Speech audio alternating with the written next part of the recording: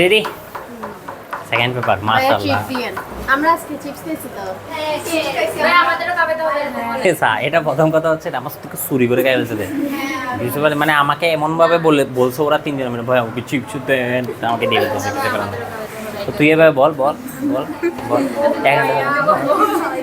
হ্যাঁ দেখি ইতি বলছে আসি আজকে থেকে হচ্ছে আমাদের সেকেন্ড পেপার শুরু ফার্স্ট পেপার শেষ সেকেন্ড পেপার হচ্ছে খুব সহজ এটাই হচ্ছে অনেকদিন ধরে বলে আসতেছি এবং এটা এখন ফিল করার হচ্ছে সময় আর কি যে কতটুকু সহজ বা এটা কি শুধু ভাইয়ার জন্যই নাকি সহজ না মানে আমাদের জন্য কি সহজ কিনা ওইটা হচ্ছে যাচাই বাছাই করার কাজ আর কি সো আমরা সর্বপ্রথম যে চ্যাপ্টারটা দিয়ে হচ্ছে সেকেন্ড পেপারটা শুরু করব সেটা হচ্ছে জটিল সংখ্যা এটা জটিল সংখ্যা নামটা জটিল থাকলেও কিন্তু এটা জটিল কোনো চ্যাপ্টার না বুঝতে পারছি এটা খুবই সহজ একটা বিষয় তো আমরা জটিল সংখ্যাতে ঢুকার আগে হচ্ছে কয়েকটা বিষয় একটু করে জেনে নিই এরপর হচ্ছে আমরা আস্তে আস্তে আস্তে আস্তে ভিতরে ঢুকবো আর কি আর এটাতে ভিতরে ঢুকতে একটু আমার সময় লাগবে সেজন্য হচ্ছে প্রথম 10-15 মিনিট মোটামুটি বসে থাকবা দেখবা কী হচ্ছে না হচ্ছে সব কিছু মাথায় নিবা এরপর হচ্ছে যা যা দরকার আমরা তা লিখবো আর কি তো আসি সর্বপ্রথম আমরা তো সমীকরণ তো চিনি না যেমন আমাদেরকে যদি কখনো বলা হয় যে তুমি x² - 5x + 6 = 0 এই সমীকরণটাকে সমাধান করো তখন তুমি এটাকে উৎপাদকের সাহায্যে সমাধান করে x এর একটা মান বের করে আনো না তাহলে কখনো আমাদের কোনো একটা সমীকরণ যদি দেওয়া থাকে সেই সমীকরণ থেকে উদ্দেশ্যটা থাকে হচ্ছে যেই চলকের সমীকরণটা হয় সেই চলকের কি করা মানটা বের করে আনা এটাই তো আমাদের টার্গেট থাকে সমীকরণের ক্ষেত্রে এবার আমি তোমাদেরকে একটা সমীকরণ দেখাচ্ছি তোমরা সেই সমীকরণটার দিকে একটু তাকাও ধরে নাও আমি তোমাকে বললাম যে x² - 1 = 0 এটা একটা দ্বিঘাত সমীকরণ দ্বিঘাত কেন কারণ x এর পাওয়ারটা কত 2 এখন এটাকে আমি একটু করে সাজাবো তাহলে x² - 1টা ডান পাশে নিলে হবে কি +1 এখান থেকে আমি শুধু x সমান যদি বলি √1 এটা ভেঙে আমি লিখতে পারবো হচ্ছে +-1 তাহলে আমি সহজ ভাষায় এই যে সমীকরণটা ছিল সেই সমীকরণটাকে সমাধান করছি সমাধান করে এখান থেকে x এর কয়টা মান নিয়ে আসছি দুইটা মান নিয়ে আসছি একটা আসছে +1 একটা আসছে কি -1 আমার কোশ্চেন হলো এই যে দুইটা মান তুমি পাইছো এই দুইটা মান বাস্তব মান কিনা এই দুইটা মান বাস্তব মান কিনা বাস্তব সংখ্যা কিনা অবশ্যই বাস্তব সংখ্যা যেমন আমি যদি তোমাকে জিজ্ঞেস করি যে 2 একটা বাস্তব সংখ্যা কিনা তাহলে 2 একটা বাস্তব সংখ্যা আমি যদি জিজ্ঞেস করি যে 1/2 একটা বাস্তব সংখ্যা কিনা 1/2 এটাও কি একটা বাস্তব সংখ্যা না আবার আমি যদি জিজ্ঞেস করি তোমাকে 2.738 এটা একটা বাস্তব সংখ্যা কিনা এটা একটা বাস্তব সংখ্যা আমি যদি তোমাকে জিজ্ঞেস করি √2 এটা একটা বাস্তব সংখ্যা কিনা দেখি বলো তো √2 ক্যালকুলেটর মারলে কত আসে 1.41 সামথিং আসে তো এটা বাস্তব সংখ্যা কিনা অবশ্যই বাস্তব সংখ্যা রুটের ভিতরে এখানে ধনাত্মক একটা মান আছে এটাকে যদি তুমি ভাঙো √2 যেমন √4 কে ভাঙলে কি +-2 আসবে তো টিকে কীভাবে √2 কে যদি আমি ভাঙি তাহলে কত 1.41 সামথিং আসে তো এটাও কি একটা বাস্তব সংখ্যা তবে সমস্যা হয় কখন যদি আমাকে কখনো বলে √ওভার কত -2 কারণ এই জায়গাটাতে গিয়ে যখন রুটের ভিতরে একটা ঋণাত্মক সংখ্যা চলে আসে তখন সেটাকে আমরা আর বাস্তব বলতে পারি না এটাকে আসলে সংজ্ঞায়িত করা যায় না যে এটার মানটা অ্যাকচুয়ালি কত সেটা আসলে বলা যায় না ঠিক আছে এখন এই সেম জিনিসটা আমরা হচ্ছে সমীকরণের মাধ্যমে দেখব কীরকম ধরে নাও আমি বললাম যে এখন নতুন একটা সমীকরণ নিচ্ছি সেটা হলো x² + 1 সমান কত 0 এই সমীকরণটা দ্বিঘাত ছিল তাহলে এই সমীকরণটা কি দ্বিঘাত হবে না কারণ কি কারণ হচ্ছে x এর পাওয়ার কত এখানে 2 এখান থেকে যদি আমি বলি যে আচ্ছা ভাই একটা কাজ করো x² সমান 1টা যদি ডান পাশে নিয়ে যায় তাহলে কত হবে -1 হবে এবার আমি যদি বলি x সমান স্কোয়ারটাকে উঠানোর জন্য কি রুট আনতে হবে তখন এটা হয়ে যাবে কত √1 তাহলে এটা ওই সিচুয়েশন না যে রুটের ভিতরে কি চলে আসছে মাইনাস চলে আসছে তাহলে রুটের ভিতরে যদি মাইনাস চলে আসে তখন সেটা আর কি করা যায় না বাস্তব হিসেবে বলা যায় না তার মানে এটা সংজ্ঞায়িত না মানে এটা আমি প্রকাশ করতে পারবো না এটা বলতে পারবো না যে এটার আউটপুটটা দেখতে কীরকম হবে যেমন এটার ক্ষেত্রে তুমি বলতে পারতেছো যে দুইটা মান আসতেছে একটা +1 একটা -1 বলা যাচ্ছে প্রকাশ করা যাচ্ছে কিন্তু এটার ক্ষেত্রে কি সেটা প্রকাশ করা যাচ্ছে না এখন গণিতের যেই হিসাব নিকাশ করা বা যেই মানে তোমার কি বলা যায় আবিষ্কারের যে বিষয়টা শুরুর দিকে এরকম অনেকগুলো সিচুয়েশান ছিল যেই সিচুয়েশানগুলোতে এই ধরনের প্রবলেম ওরা ফেস করছে বিভিন্ন গণিতবিদরা যে ওরা ক্যালকুলেশন করতে যাচ্ছে কোনো একটা কিছু সমাধান করতে যাচ্ছে সমাধান করতে গিয়ে দেখতেছে হচ্ছে বেশিরভাগ ক্ষেত্রে হচ্ছে এই ধরনের অসংজ্ঞায়িত কি সমস্যা চলে আসতেছে তো ওরা চিন্তা করতেছে হচ্ছে এটার একটা সমাধান দরকার কারণ এই জিনিসটা যদি আমরা সমাধান না করি তাহলে আগামীতেও যতগুলো আমরা কি ইনোভেশনে যাব সবগুলোতে গিয়ে সেম প্রবলেমে পড়লে আমরা এই প্রবলেমে পড়ছি আচ্ছা বাদ অন্যটা ট্রাই করি এই রাস্তা ধরতে হচ্ছে না তো তো এটার একটা সমাধান দিছে, সমাধানটা হচ্ছে কি, এখন থেকে আমরা যদি কখনো এই ধরনের রুটের ভিতর ঋণাত্মক চিহ্ন পাই, তাহলে সেটাকে যে প্রকাশ করতে পারতেছি না, সেই সমস্যাটাকে আমরা সমাধান করব প্রকাশ করে। কীভাবে প্রকাশ করবে এবং এই সমাধানটা কে দিছে? এই সমাধানটা দিছে হচ্ছে ইউলার। বুঝতে পারছি, ইংলিশে লিখলে ইউলার, বাট বাংলায় আমাদের লিখা হচ্ছে অয়লার। বুঝতে পারছি, ব্রয়লার না আবার, ঠিক আছে, অয়লার। তো এখন দেখো সেটা হলো কি, অয়লার বিজ্ঞানী বলছে হচ্ছে আমরা এখন থেকে রুটের ভিতরে কখনো যদি নেগেটিভ কোনো কিছু থাকে সেটাকে হচ্ছে আমরা আই দিয়ে প্রকাশ করব। সেটাকে আমরা কি দিয়ে প্রকাশ করব? আই দিয়ে। এখন কথা হচ্ছে আই কোত্থেকে আসছে, মানে আই দিয়েই কেন প্রকাশ করতেছে? যেহেতু আমরা এই জিনিসটাকে প্রকাশ করতে পারতেছি না। প্রকাশ কেন করতে পারতেছি না? কারণ এটা আমাদের কল্পনার বাইরে। তুমি চিন্তা করো, তোমাকে এমন আমি কিছু একটা প্রকাশ করতে বললাম, আমার সামনে এক্সপ্লেন করতে বললাম, ঠিক আছে, যে জিনিসটা দুনিয়াতে এক্সিস্টই করে না। বুঝতে পারছি? তো দুনিয়াতে যদি কোনো একটা কিছু যদি এক্সিস্টই না করে, তাহলে কি সেটা কল্পনার একটা অংশ না? কল্পনা, তাহলে কল্পনা থেকে আস্তে আস্তে হচ্ছে ইমাজিনারি। কল্পনার ইংলিশটা কি? ইমাজিনারি। ওই ইমাজিনারি থেকে হচ্ছে এই আইটা আনা হয়। কথা বুঝতে পারছি? তো ওরা আমাদেরকে যেটা বলছে সেটা হচ্ছে এখন থেকে আমি এই যে √(-1) যেটা দেখতেছো সেটাকে হচ্ছে আই দ্বারা প্রকাশ করব, এবং আই এর মানটা আমি ফিক্স করে দিব যে আই এর মান হবে এখন থেকে কত? √(-1), যাতে করে আগে পরে কখনো যদি ক্যালকুলেশন আমি এভাবে রুটের ভিতরে যদি কি পাই, নেগেটিভ নাম্বার পাই, সেটাকে যাতে সাথে সাথে আমি কি দিয়ে প্রকাশ করতে পারি? আই দিয়ে প্রকাশ করতে পারি। এখন কথা হচ্ছে দুনিয়াতে এত কিছু থাকতে আমরা আই এর মান √(-1) কেন নিলাম? মানে আমি তো √(-2)কেও তো আই লিখতে পারতাম, √(-5)ও তো থাকতে পারতো, ঠিক আছে? তো এটাকেই কেন লিখা হয়েছে? এটাকে লিখার পিছনে কারণ হচ্ছে তুমি যদি যে কোনো একটা ঋণাত্মক সংখ্যা নিয়ে থাকো, মনে করো হচ্ছে আমি বললাম √(-5), তুমি যদি এই জিনিসটাকে একটু ভেঙে দেখো, তাহলে এখানে যেটা -5 আছে সেটাকে আমি কি চাইলে এভাবে লিখতে পারবো? 5 × -1। সেখান থেকে আমি যদি রুটটাকে যদি দুজনের কাছে ভেঙে দিই, তাহলে কত? 5, কত? -1। এখন এখান থেকে √5টা আমি রেখে দিব, কিন্তু √(-1)টা কি? এটা না, সেই √(-1)টা আসলে আই, সেটা আমি লিখে দিতে পারবো। তার মানে এখন থেকে দেখো যে √(-5) যেটাকে আমরা এতদিন প্রকাশ করতে পারতাম না, যেটা এতদিন আমাদের কল্পনার অংশও ছিল না, সেই জিনিসটাকে এখন থেকে আমরা প্রকাশ করা শিখছি। সেটাকে কি দ্বারা প্রকাশ করা হয়? আই দ্বারা প্রকাশ করা হয়। এটাই হচ্ছে কাল্পনিক সংখ্যা। এটা কি কাল্পনিক সংখ্যা? কথা বুঝতে পারছি? কথা মাথায় ঢুকছে? এবং এটা কেন ফিক্স? √(-1)টা কেন ফিক্স? কারণ দুনিয়াতে যতগুলো এরকম রুটের ভিতরে নেগেটিভ সংখ্যা থাকবে সেগুলোকে তুমি চাইলে কিসে কনভার্ট করে নিতে পারবা? √(-1)-এর সাথে ওইটা গুণাকারে কনভার্ট করে নিতে পারবা। সেজন্য এই জিনিসটা হচ্ছে আয়ের মানটা ফিক্স রাখছে, যেটা অন্য কোনো মানের ক্ষেত্রে কিন্তু সম্ভব ছিল না। মানে √(-2) কিন্তু সম্ভব ছিল না। বুঝতে পারছি? তো সেজন্য এই জিনিসটা ফিক্স, এই আয়ের মানটা হচ্ছে কি ফিক্স। কথা মাথায় এতটুকু ঢুকছে? এতটুকু পর্যন্ত কারো কোনো সমস্যা আছে? আইটা কোত্থেকে আসছে? এবার আসি, এই আইটাকে তো আমি যেভাবে লিখছি স্বাভাবিকভাবে তোমরা যেভাবে খাতায় লিখো সেইভাবে লিখছি, যে ছোটো হাতের আই, বাট অ্যাকচুয়ালি জিনিসটা কিন্তু এরকম না। এই আইটা একটু বাঁকানো হয়, এই আইটা একটু এরকম বাঁকানো হয়। বুঝতে পারছি? বিভিন্ন বইয়ের ক্ষেত্রে, বিভিন্ন হচ্ছে হায়ার স্টাডিজে দেখবো যে এই আইটা একটু বাঁকানো করে, এবং এটার একটা নির্দিষ্ট নাম আছে। এর নামটা হচ্ছে আয়োটা। আয়োটা চিহ্ন বলে আমরা এটাকে, মানে এটাকে কি বলা হয়? আয়োটা চিহ্ন। কথা বুঝতে পারছি? আর এই যে আইটা, এটাকে সবসময় মাথায় রাখবো হচ্ছে এটা কাল্পনিক একক। এটা কি কাল্পনিক একক? তাহলে কাল্পনিক একক হিসেবে আমরা কাকে প্রকাশ করি? আইকে। সে আয়ের মানটা কত? √(-1). সেটা আয়ের মানটা কত? √(-1). কথা মাথায় ঢুকছে? এতটুকু ক্লিয়ার? কারো এতটুকু নিয়ে কোনো প্রবলেম আছে? কোনো প্রবলেম নাই, বুঝে নাই? কি কাল্পনিক একক? কারণ হচ্ছে তো এগুলো সবগুলো কাল্পনিক সংখ্যা না, যেগুলো এক্সিস্টেন্স আমরা আগে প্রকাশ করতে পারতাম না, এটাকেই তো এখন তুমি প্রকাশ করতেছো। বুঝতে পারছি? তো ইমাজিনারি থেকে হচ্ছে আই, সে আই এর ফিক্স একটা ভ্যালু রাখছে, সেটা হচ্ছে কত? √(-1). কথা মাথায় এতটুকু ঢুকছে? এবার আসে হচ্ছে আর একটু সামনে যাই আমরা এবার ঢুকবো হচ্ছে ধীরে ধীরে এগুলার একক নিয়ে আমি কথা বলবো। এরপরে আরেকটা বিষয় নিয়ে একটু কথা বলে ফেলি, সেটা হচ্ছে তুমি তো কাল্পনিক একক শিখে ফেলছো, এবার আসে হচ্ছে এই চ্যাপ্টার, সেটা হচ্ছে জটিল সংখ্যার ক্ষেত্রে। বুঝতে পারছি? শুধু কাল্পনিক এককটা দিয়েই হচ্ছে তুমি পুরো জটিল সংখ্যাকে হচ্ছে ব্যাখ্যা করতে পারবে না। জটিল সংখ্যার ক্ষেত্রে হচ্ছে তোমাকে আরেকটু মিক্স করতে হবে। কীরকম মিক্স? মনে করো আমি তোমাকে বললাম 4-এর সাথে 2কে যোগ করো, আমাকে বলো তো এই যোগফলটা কি তোমরা বের করতে পারবা? বের করে কি প্রকাশ করতে পারবা যে 4-এর সাথে 2 যোগ করলে কত হয়? 6 হয়। তার মানে তুমি 6 বেরও করতে পারছো, এটা প্রকাশও করতে পারছো।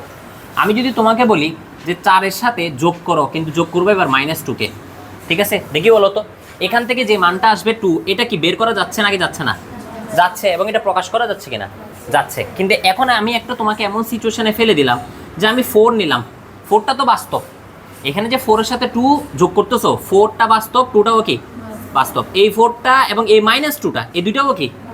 কিন্তু এখন আমি কি করলাম? একটা বাস্তব মান নিলাম এবং একটা নিলাম হচ্ছে কাল্পনিক মান। একটা নিলাম কি কাল্পনিক মান, তাহলে এটা আমার বাস্তব অংশ, এটা আমার কাল্পনিক অংশ। এবার আমাকে বলো এই দুইটার যোগফল কি হবে? এই দুইটার যোগফলটাকে কি তুমি কখনো প্রকাশ করতে পারবা?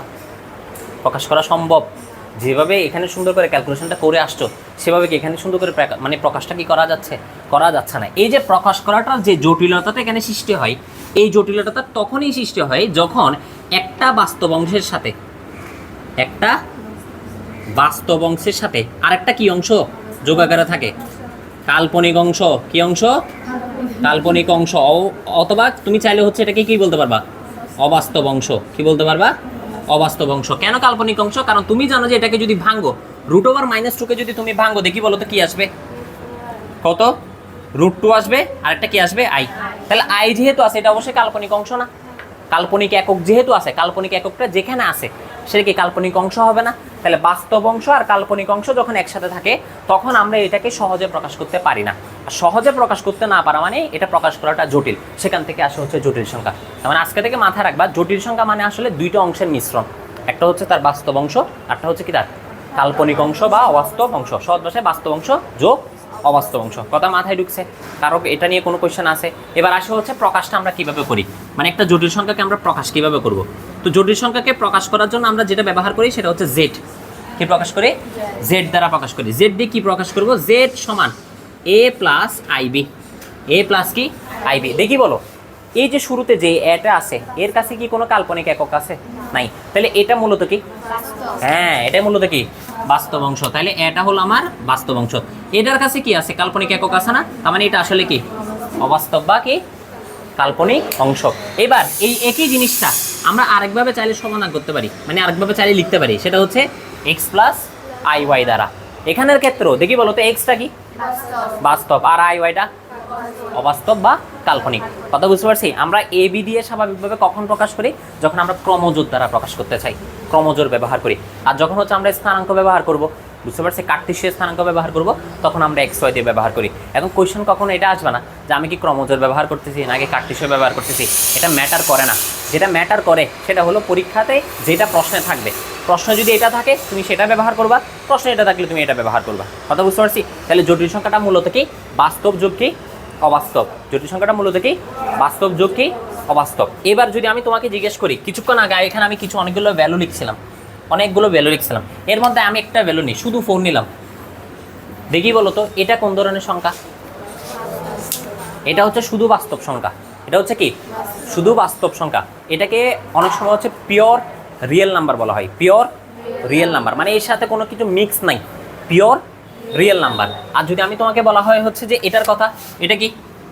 এটা হচ্ছে pure imaginary number, pure imaginary number. কথা বুঝতে পারছি? আর এই পুরাটা যেখানে বাস্তব এবং অবাস্তব একসাথে থাকবে সেটা হচ্ছে কি কমপ্লেক্স নাম্বার বা কি জটিল সংখ্যা। কমপ্লেক্স অথবা কি জটিল সংখ্যা, মানে জটিল সংখ্যাটার ইংলিশটাই হচ্ছে কি কমপ্লেক্স নাম্বার। কথা বুঝতে পারছেন?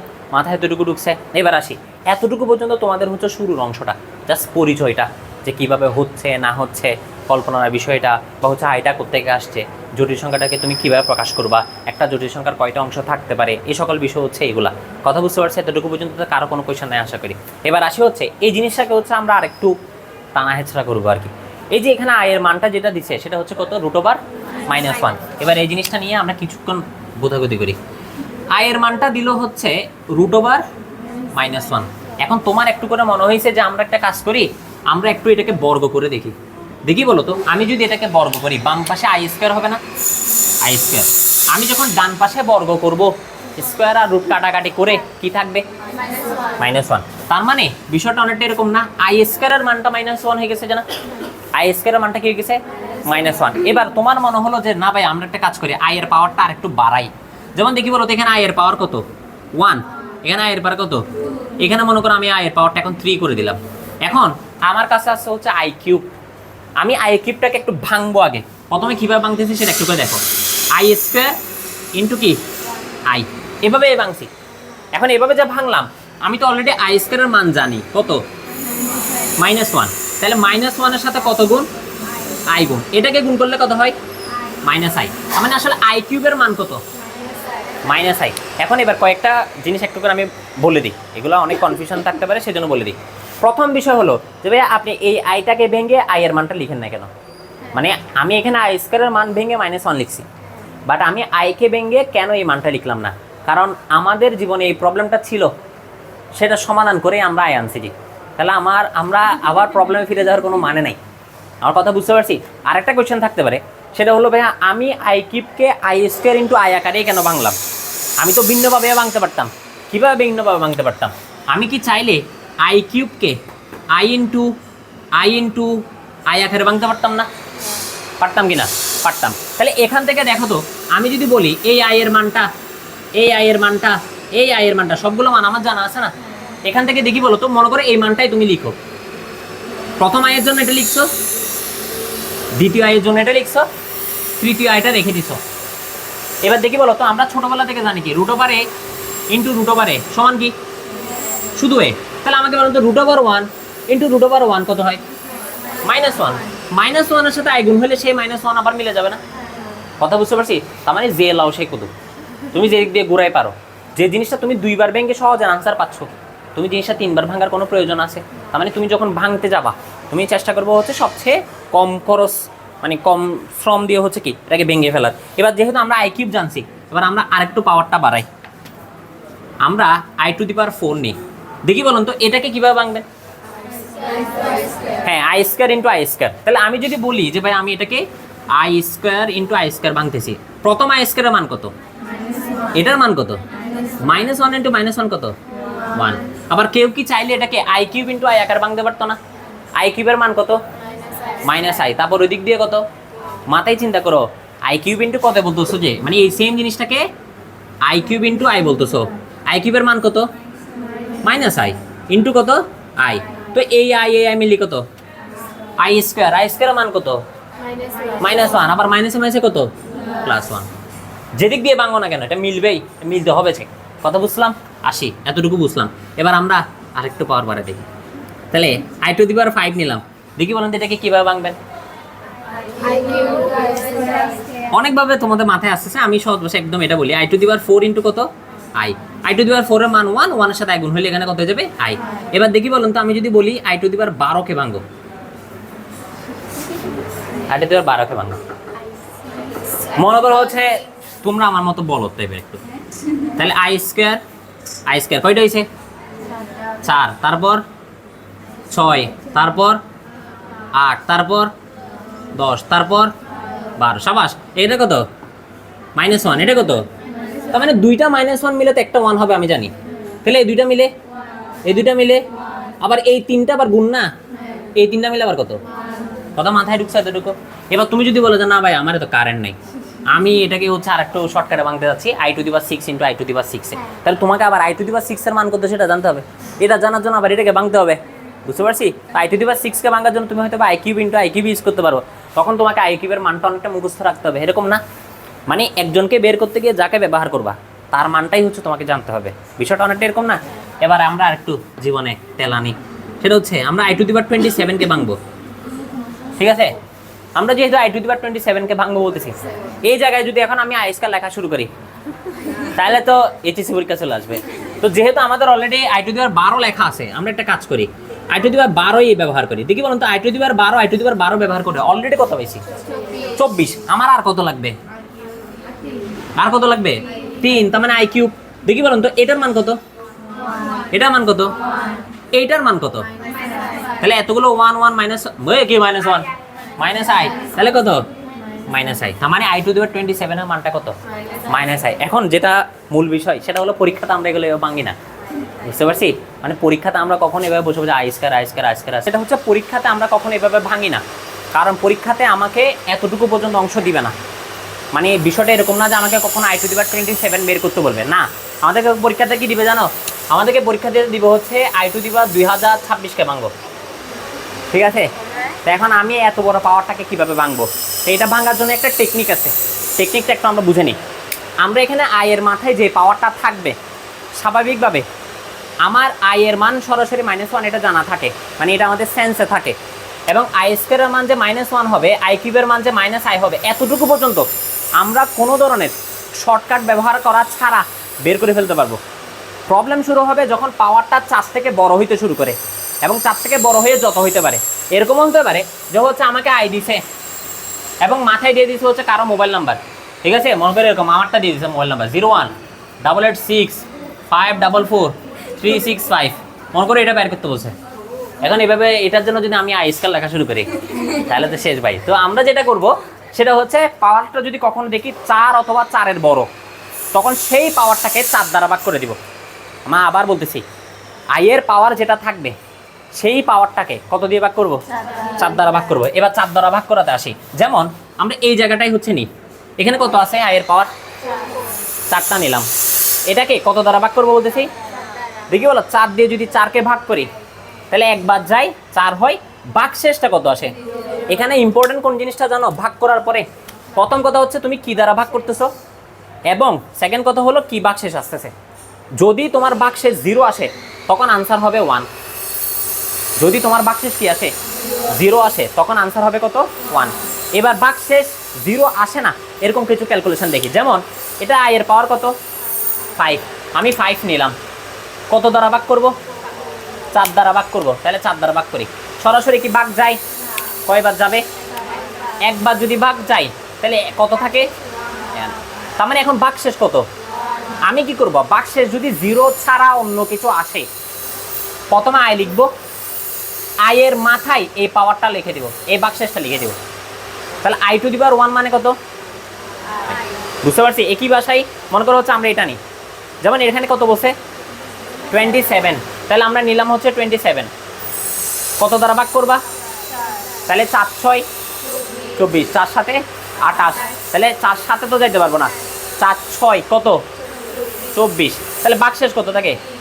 3। আমরা কি বলছিলাম? ভাগশেষ 0 না আসলে আই পাওয়ারে কত? ভাগশেষটা তাহলে কত? i cube. কারণ i কিউবের মান তো তোমার জানা আছে। তাহলে এটা কত? -1। কথা বুঝতে পারছেন? কথা মাথায় ঢুকছে? তাহলে সেই অনুসারে আমি যদি তোমাদেরকে এখন জিজ্ঞেস করি যে আমাকে বলো তো i⁻49 এটার মান কত হইতে পারে? 4 × 10 = 40, 4 × 11 = 44, 4 × 12 = 48। তাহলে ভাগশেষ কত থাকে? সবাস কত? 1। তাহলে ভাগশেষ 1 থাকলে সেটা আনসার কি হবে? প্রথমে i, উপরে কত? 1। তাহলে i⁻1 মানে আসলে কত? i শেষ। বুঝতে পারছি? কথা মাথায় ঢুকছে এতটুকু? কারো কোনো কোয়েশ্চেন আছে? নাই। এবার দেখি বলো তো এটা 2026 কত দিয়ে ভাগ করবা? 4 দিয়ে ভাগ করবা। করো। 2026 4 দিয়ে ভাগ করব, কত যায়? কতবার যায় দেখো।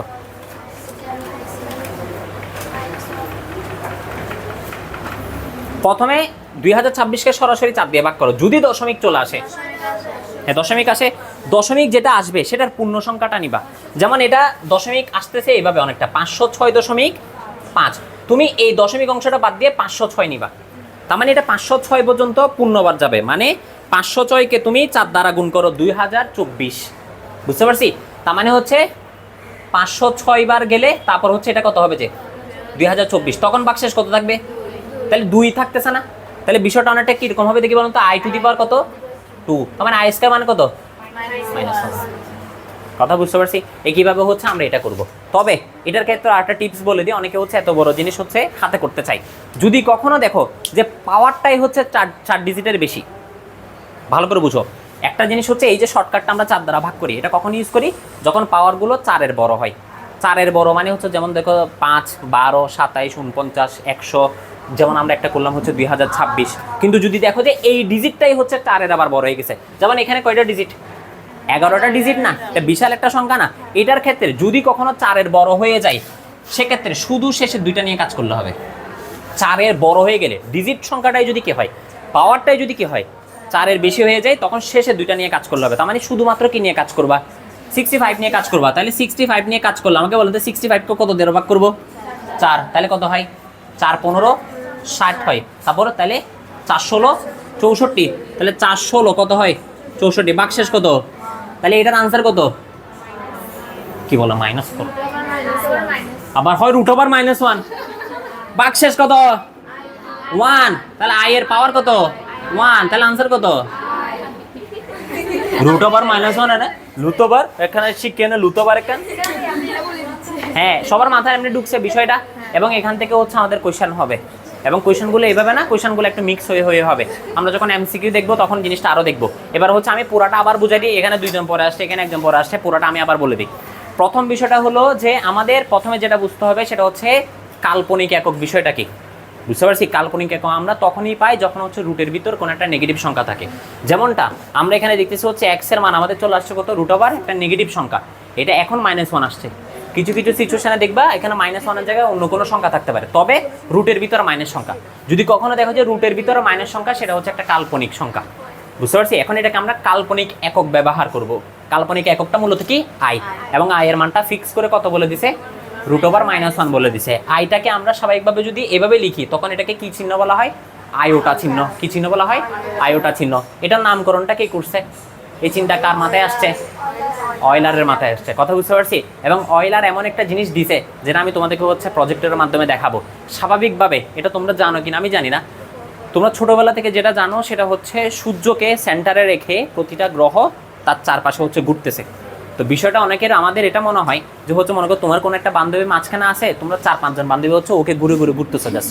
বিষয়টা অনেকটা এরকম না, সৌরজগৎকে তোমরা এভাবে চিন্তা করো না, কিন্তু অ্যাকচুয়ালি বিষয়টা কিন্তু এরকম না। অ্যাকচুয়ালি বিষয়টা যেটা হয় সেটা হচ্ছে ঘোরার সাথে সাথে সেই জিনিসটা একটা নির্দিষ্ট দিকে দৌড়াচ্ছে। মানে বিষয়টা অনেকটা এরকম, এটা যখন ঘুরে মানে তোমাদের লাগে হচ্ছে এরকম ঘুরে, এরকম ঘুরে, অ্যাকচুয়ালি বিষয়টা এরকম ঘুরে না। জিনিসটা হয় কীরকম, যখন ঘুরে এটা এভাবে সামনে যায়, যখন ঘুরে এটা এভাবে সামনে যায়। বুঝতে পারছি। তোমরা মেলাতে কখনো কি জানি না দেখছো কিনা, এরকম করে কিছু জিনিস আছে না, এরকম করা যায় যে, বুঝতে পারছি। মনে করো না হচ্ছে জিনিসটা অনেকটা এরকম, এবং এটা একটা পার্সপেক্টিভ থেকে দেখে লাগে যে হচ্ছে যে মনে করো এই পয়েন্ট থেকে যাত্রা শুরু করছে, আঁকবো কোথায়, দেখো মনে করো এই পয়েন্ট থেকে যাত্রা শুরু করছে, এটা ঘুরতেছে ঘুরতেছে ঘুরতেছে ঘুরতেছে ঘুরতেছে ঘুরতেছে ঘুরতেছে ঘুরতেছে, তোমার মনে হচ্ছে যে এই জায়গায় এসে মিলিত হয়েছে, অ্যাকচুয়ালি মিলিত হয় নাই। এটা একটা পার্সপেক্টিভ থেকে আগে যে হচ্ছে ওই জায়গায় ফিরে আসছে, ওই জায়গায় আসলে ফিরে আসা নাই, ওই জায়গা থেকে আরেকটু উপরে ফিরে আসছে। এবং এভাবে ঘুরতে ঘুরতে, এভাবে মনে করে নিচে থেকে ঘুরতে ঘুরতে ঘুরতে ঘুরতে এভাবে শুধু উপরের দিকে যাইতে থাকে। আমাদের পুরো ইউনিভার্সটা হচ্ছে এইভাবে একটা দিকে দৌড়াচ্ছে। বুঝতে পারছি। এবং এখান থেকে হচ্ছে আমাদের মানে টাইম লাইনের একটা বিষয় আসে না, যারা হচ্ছে মার্বেলের মুভি টুভি দেখো সেখানে হচ্ছে সবসময় দেখবো হচ্ছে টাইম লাইনের বিষয় টিষয় বলে। তো এগুলো কিন্তু এখান থেকেই কনসেপ্টগুলো আসছে, এগুলো এত সস্তা জিনিস না। বুঝতে পারছেন। তো এগুলো নিয়ে আমি আরও বলবো, ইউলারের যখন ইকুয়েশনটাতে যাব তখন আমি আরও বলবো। যাক, তাহলে প্রথম বিষয় হচ্ছে কি, এই যে পুরো বোর্ডে এতগুলো হিবিজিবিজি করে লেখা আছে, এখান থেকে মূল বিষয় আমাদের যেটা জানতে হবে সেটা হচ্ছে কাল্পনিক একক কি। কাল্পনিক একক হচ্ছে আই। কাল্পনিক একক কি, আই। আই এর মানটা কি, রুট ওভার -1। আই এর মানটা কি, রুট ওভার -1। যদি কখনো আমাকে বলা হয় কাল্পনিক অংশ এবং একটা বাস্তব অংশ তুমি যোগ বা বিয়োগ আকারে লিখতেছো, সেটাই হচ্ছে মূলত আমার কি, জটিল সংখ্যা। কি বললাম তাহলে, জটিল সংখ্যার কয়টা অংশ, দুইটা, একটা হচ্ছে বাস্তব অংশ, একটা কি কাল্পনিক অংশ। জটিল সংখ্যাকে আমরা কি দিয়ে প্রকাশ করি, জেড দ্বারা প্রকাশ করি। যদি কখনো তুমি জেড সমান লিখো a + ib, এখানে দেখো কাল্পনিক এককটা কার কাছে আছে, বি এর কাছে আছে না, তার মানে এটা হচ্ছে কি কাল্পনিক অংশ। এটার কাছে কি কোনো কাল্পনিক একক আছে, নাই, তাহলে এটা কি বাস্তব অংশ। ঠিক একইভাবে এখান থেকে বলো তো কাল্পনিক একক কোনটা, আই, এবং আই কোথায় আছে, ওয়াই এর সাথে, তাহলে এটা কি কাল্পনিক অংশ, এটা কি বাস্তব অংশ। এবং এই পুরোটা জটিল সংখ্যা, এই পুরোটা জটিল সংখ্যা। কথা বুঝতে পারছি। এবার আসে হচ্ছে এই আই এর বিষয়ে, সেটা হচ্ছে আই এর পাওয়ারটাও যদি আমি পাল্টাই, আই এর মানটাও কি হতে থাকে, পাল্টাইতে থাকে। আই এর মানটা যদি কি হয়, পাল্টাই, সেক্ষেত্রে দেখো একটা শর্টকাট বলছিলাম, আই এর পাওয়ারটা 4-এর বেশি হলে, আই এর পাওয়ারটা কত বেশি হলে, 4-এর বেশি হলে কত দ্বারা ভাগ করবা, 4 দ্বারা ভাগ করবা। যদি বাক্সের শূন্য আসে, আনসার কত, 1। বাক্সে যদি শূন্য আসে তাহলে আনসার কত, 1। যদি বাক্সের শূন্য না এসে অন্য কিছু আসে তখন আনসার কি, আই টু দি পাওয়ার বাক্সেস, আই টু দি পাওয়ার বাক্সেস। আর যদি কখনো পাওয়ারটাই 4 ডিজিটের বেশি হয় তখন শুধুমাত্র কয়টা ডিজিট নিয়ে কাজ করবা, শেষে 2টা ডিজিট নিয়ে কাজ করবা। কথা বুঝতে পারছি, কথা মাথায় ঢুকছে এতটুকু, কারো কোনো কোয়েশ্চেন আছে, নাই। এবার আরেকটা জিনিস বলি, এরপর হচ্ছে আমি ক্লোজ করে দিব। এগুলো আমি বেশি ডিপে ঢুকতেছি না যে, কিন্তু আমাদেরকেও যখন কেউ এগুলো এক্সপ্লেন করে, এগুলো তুমি যদি বলো যে না ভাই আমি এটা ফিল করবো পুরোটা, তখন ফিলে চলে গেলে তখন দেখবে হচ্ছে একটা মজা পাচ্ছ। আবার কিছু কিছু ক্ষেত্রে হয়তো বা তোমরা এখনো ছোটো হিসেবে তোমাদের বোরিং লাগতে পারে। যেমন এই যে জিনিসটা, এই যেমন এই জায়গাটার দিকেই তাকাও, মানে এটা কাল্পনিক কেন, এই জিনিসটা তোমরা এখান থেকে বুঝো। এটা বলতেছে হচ্ছে x² = -1, এটা বলতেছে হচ্ছে x² = কত, 1। আচ্ছা x² বলতেছে, আচ্ছা তুমি কি x² কে x × x আকারে লিখতে পারবা না? x² মানে কি, x কে x এর সাথে কি করা, গুণ করা। তো এখানে কি এটা বোঝাচ্ছে না যে x কে x এর সাথে গুণ করে কত পাচ্ছে, যে -1 এবং এটা দুনিয়াতে ইম্পসিবল একটা বিষয়। কেন ইম্পসিবল একটা বিষয়? ধরে নাও এই যে x এর সাথে x কে গুণ করবা, x এর যে কোনো একটা মান ধরে নাও, মনে করো তোমাকে বললাম x এর মান 4, x এর মান কত 4, তাহলে x কে x এর সাথে গুণ করতেছো মানে 4 কে 4 এর সাথে গুণ করতেছো। দেখি বলো তো 4 কে 4 এর সাথে গুণ করে কখনো তুমি নেগেটিভ সংখ্যা পাবা? -1 মানে কি একটা নেগেটিভ সংখ্যা না? তুমি কখনো কি নেগেটিভ সংখ্যা পাবা না। আচ্ছা যাও, তোমাদের একটা মানে থাকতে পারে যে ভাই আপনি তো 4 কে 4 এর সাথে গুণ করছেন, নেগেটিভ করতে থেকে পাবো। তাহলে তোমাদের একটা কাজ, -4 কে চিন্তা করো তো, x যদি হয় -4, তাহলে আমি -4 কে কি -4 এর সাথে গুণ করতেছি না? করতেছি। -4 কে -4 এর সাথে গুণ করেও কি কখনো নেগেটিভ সংখ্যা পাওয়া যাবে? এবার তোমাদের কাছে কোশ্চেন, দুনিয়াতে এমন কোন বাস্তব সংখ্যা আছে, দুনিয়াতে এমন কোন বাস্তব সংখ্যা আছে যাকে তার সাথে গুণ করলে নেগেটিভ সংখ্যা হবে? সম্ভব? এটা কি সম্ভব? সেই জন্য হচ্ছে এই জিনিসটা হচ্ছে কাল্পনিক অংশ। কথা বুঝতে পারছেন? এবং এই জিনিসটা কোথায় ব্যবহার হয়, এটা যে বারবার বলতেছি যেটা কাল্পনিক অংশ, কাল্পনিক অংশ, তো যদি এটা কাল্পনিক অংশ হয় তো এটা বাস্তবে দরকারটা কি? বিষয়টা অনেকটা এরকম না? এখন আমি যদি বলে একটা ভাইয়া পিঙ্ক কালার হাতি, বুঝতে পারছি, যেমন তোমরা বলো না পিঙ্ক কালার গরু কুরবানিতে, তো বিষয়টা হচ্ছে এটা তো এক্সিস্ট করে না। এখন ট্রাম্প ভিন্ন বিষয়, যেমন ট্রাম্পওয়ালা গরু একটা দেখছো না, যেটা একটা হালকা পিঙ্কিশ কালারের, বুঝছো, ওইটা ভিন্ন বিষয় ভাই, ওইটা হয়তো ওর প্রজাতিতে কোনো সমস্যা কিছু একটা। বাট মনে করো আমি যদি তোমাকে বললাম হচ্ছে একটা পিঙ্ক কালার হাতি ওঠে, মানে হাতি হেঁটে যাচ্ছে, বুঝতে পারলাম, এই জিনিসটা একটা কল্পনায় তুমি চিন্তা করতে পারতেছো, কিন্তু এটাকে তুমি কি কোনো এক্সিস্টেন্স, কোনো একটা প্রকাশ করতে পারবা? কোনো এক জায়গায় প্রকাশ করতে পারবা না। তাহলে জাস্ট কল্পনার একটা অংশ, কল্পনায় ছিল, বাস্তবে এটার আমার কোনো প্রয়োজন নাই। পিঙ্ক কালার হাতির দুনিয়াতে কোনো প্রয়োজন আছে? কালো হাতি দিয়ে আমাদের জিন্দগি চলতেছে না? চলতেছে। তো একই বাসায় যদি আমার এখানে কাল্পনিক অংশই হয়, তাহলে এই কাল্পনিক অংশগুলো আমাদের ম্যাথে কি দরকার?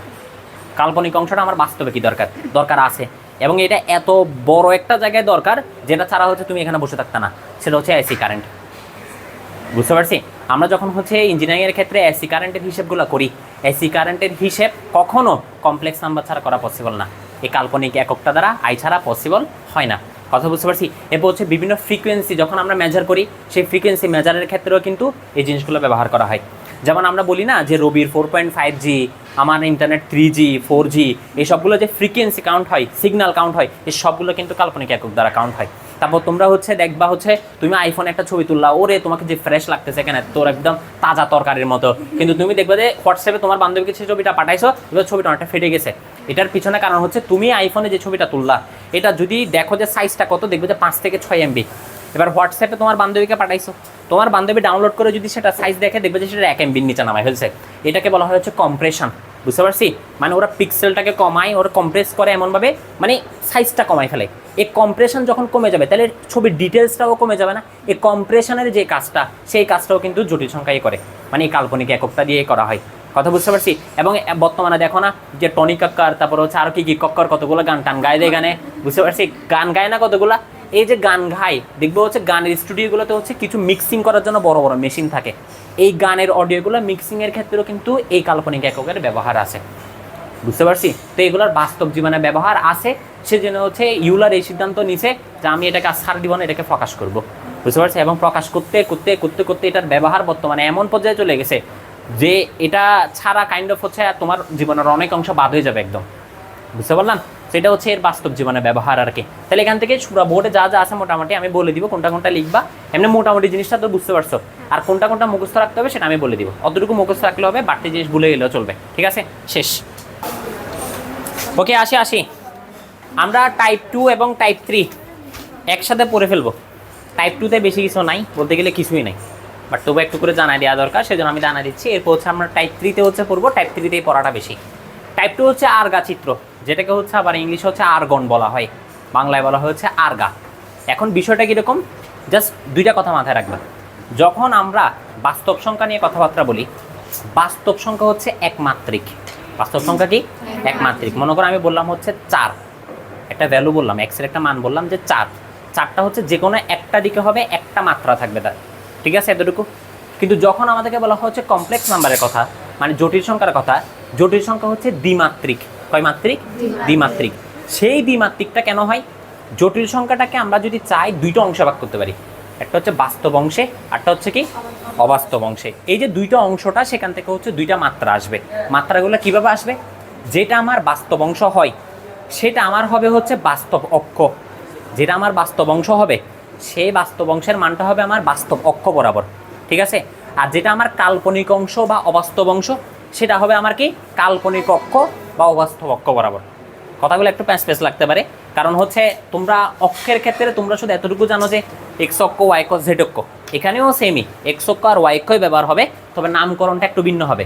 তো এতটুকু দেখে নাও যে পরীক্ষাতে আসে কি। পরীক্ষাতে তোমাকে বলা হবে হচ্ছে আর্গা চিত্র আঁকো, যে কোনো একটা জটিল সংখ্যা বলে দিবে এবং সেই জটিল সংখ্যাটা কি আঁকতে হবে, আর্গা চিত্র। ধরে নাও তোমাকে আমি একটা জটিল সংখ্যা বললাম, যে জটিল সংখ্যা বললাম হচ্ছে 2 + 3i, 2 + 3i। দেখি বলুন তো এখানে এটা কি কোন অংশ, বাস্তব অংশ।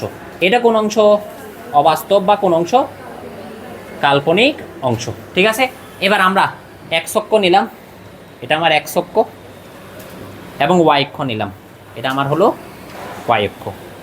এখানে দুইটা অক্ষ, এবং আমি বলার সময় বলছি হচ্ছে একটাকে বাস্তব অক্ষ ধরতে হবে, আরটাকে কাল্পনিক অক্ষ ধরতে হবে। মাথায় রাখবা এক্স অক্ষটা সর্বদা হচ্ছে বাস্তব অক্ষ, এক্স অক্ষটা সর্বদা কি বাস্তব অক্ষ, এবং ওয়াইটা সর্বদা কি হবে, কাল্পনিক অক্ষ।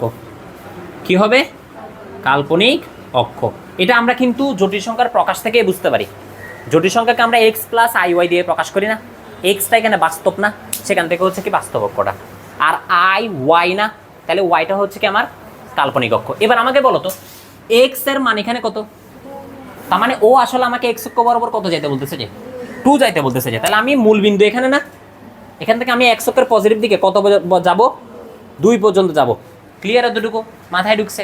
এবার আসি, এটা যদি আমি প্রকাশ করতে চাই জটিল সংখ্যা দিয়ে, তাহলে এক্স প্লাস আই ওয়াই বোঝাচ্ছে না? আমাকে বলো তো এখান থেকে, তাহলে আই তো আছে, আই দিয়ে তো কাল্পনিক একক বোঝাচ্ছে, কিন্তু ওয়াই এর মানটা এখানে কত, 3। তার মানে ওয়াই অক্ষ বরাবর আমাকে কি পজিটিভ 3 উঠতে বলতেছে না? তাহলে আমি হচ্ছে 3 উপরের দিকে উঠবো, উঠে এই জায়গায় একটা বিন্দু পাবো না, এই বিন্দুটাই হচ্ছে আমার এই কাল্পনিক বিন্দুটা। তার মানে 2 প্লাস কত, 3i। কথা বুঝতে পারছেন? তোমাকে যদি কখনো আর্গা চিত্র আঁকতে বলে তুমি শুধু এতটুকুই হচ্ছে আঁকবা, এক্স অক্ষ আঁকবা, ওয়াই অক্ষ আঁকবা, এক্স অক্ষটা হবে তোমার বাস্তব অক্ষ, ওয়াইটা হবে তোমার কাল্পনিক অক্ষ।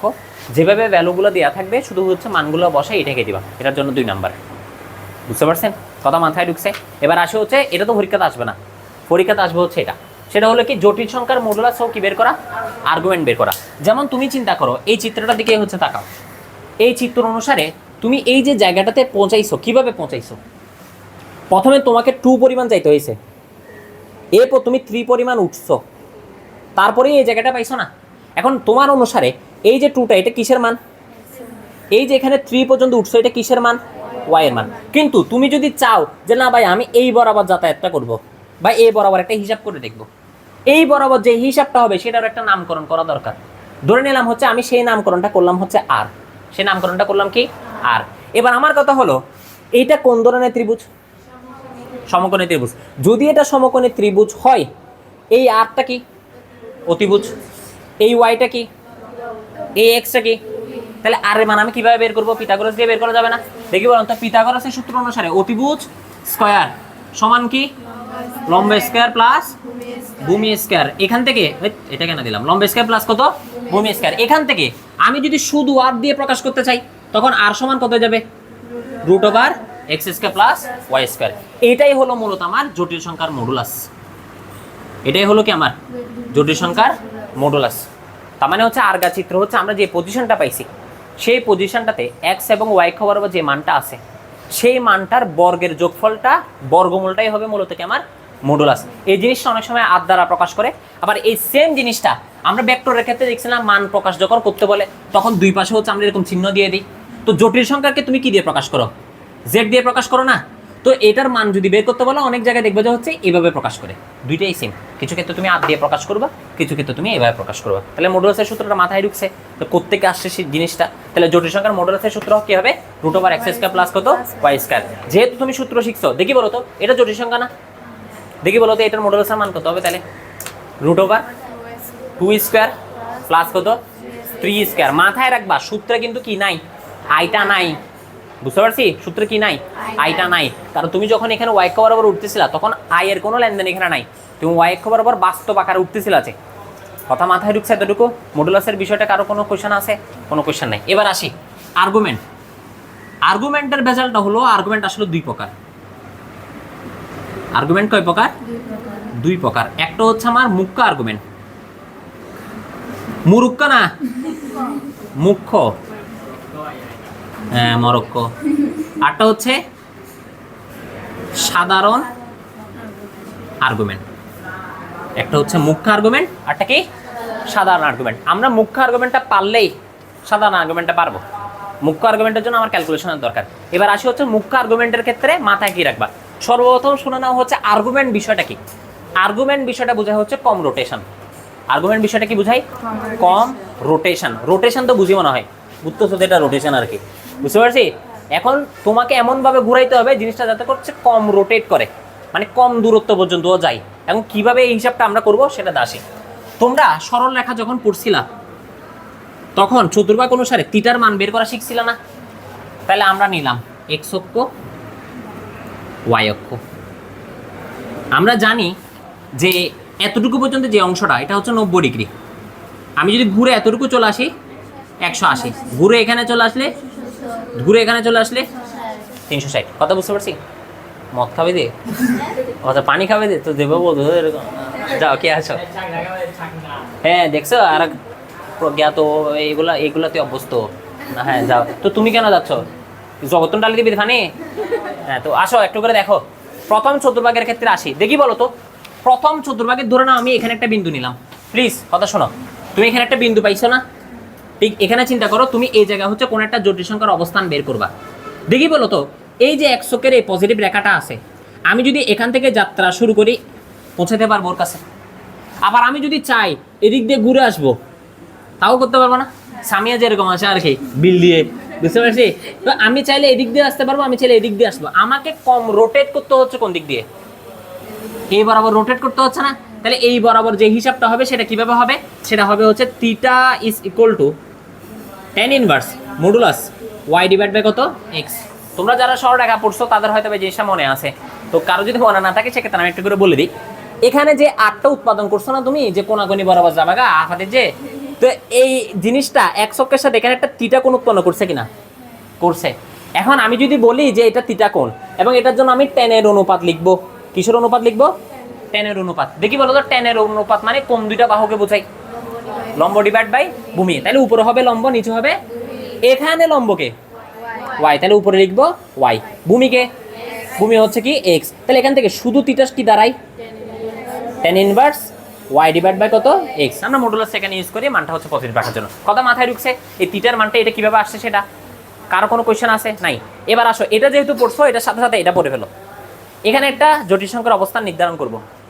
আমি আবার যেহেতু এই জায়গাটা থেকে 0 ডিগ্রি থেকে হিসাব হয়, 0 ডিগ্রি থেকে হয় পজিটিভে চলে যাব, না হয় নেগেটিভে চলে যাব। তাহলে এখান থেকে সব হিসাব শুরু হবে। যে দেখি বলো আমি কি ঘুরে এভাবে আসবো নাকি এভাবে আসলে আমার জন্য সবচেয়ে সহজ? নিচে আসলে না, তাহলে সরাসরি নেগেটিভ না? তাহলে সরাসরি নেগেটিভ হলে এদিক দিয়ে দেখো, জাস্ট এদিক দিয়ে উঠছো যে এটা, তাহলে এদিক দিয়ে নামলেও সেম জিনিসটাই তো হবে, তবে নেগেটিভ হবে। কারণ আমরা জানি 0 থেকে যদি ঘড়ির কাঁটা বিপরীত দিকে যাই ধনাত্মক কোণ, ঘড়ির কাঁটার দিকে গেলে নেগেটিভ কোণ। তাহলে এই যে কোণ ধনাত্মকে গেছে, সরি ঘড়ির কাঁটার বিপরীত দিকে গেছে সেজন্য কি ধনাত্মক কোণ।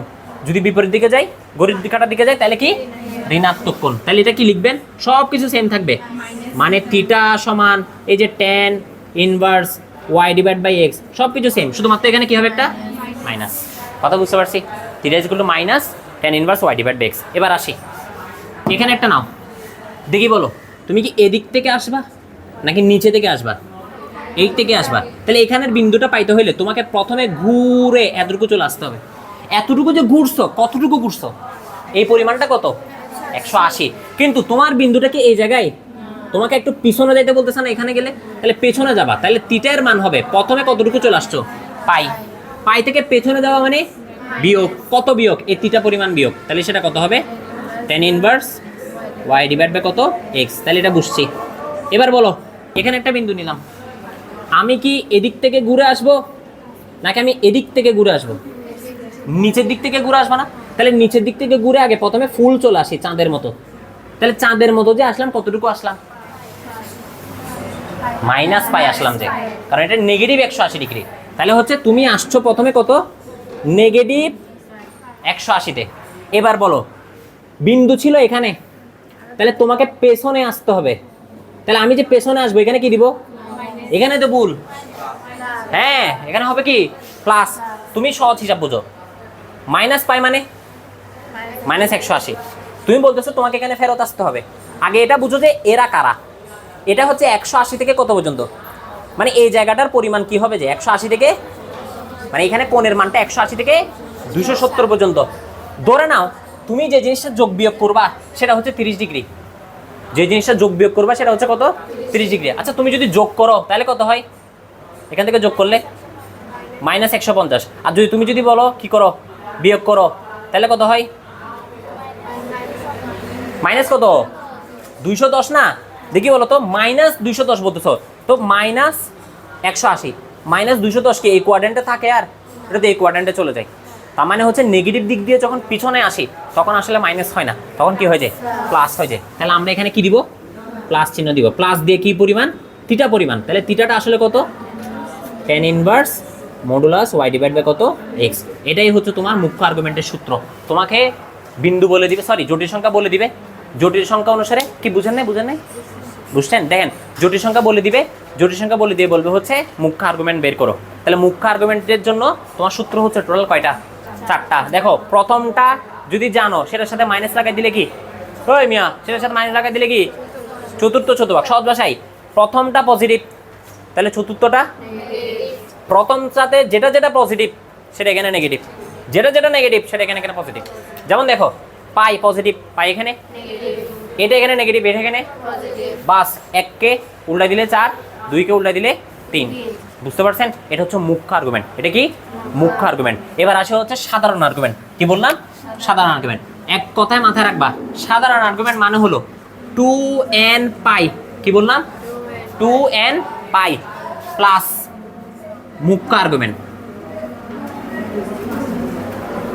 এই সাধারণ আর্গুমেন্ট কি বললাম, 2n পাই প্লাস কি মুখ্য আর্গুমেন্ট। তার মানে সাধারণ আর্গুমেন্ট যদি কখনো বের করতে বলে আমার অবশ্যই আগে কি বের করা লাগবে, মুখ্য আর্গুমেন্ট বের করা লাগবে। এবার তোমাদের যদি একটা কোয়েশ্চেন থাকে ভাই এখানে যে 2n পাই, এখানে n এর মানটা কি হবে, এখানে n এর মানটা কি হবে, কখনো তোমাকে n এর মানটা দেওয়া থাকবে না, কখনো তোমাকে n এর মানটা বসা এটাকে সমাধান করতেই বলবে না।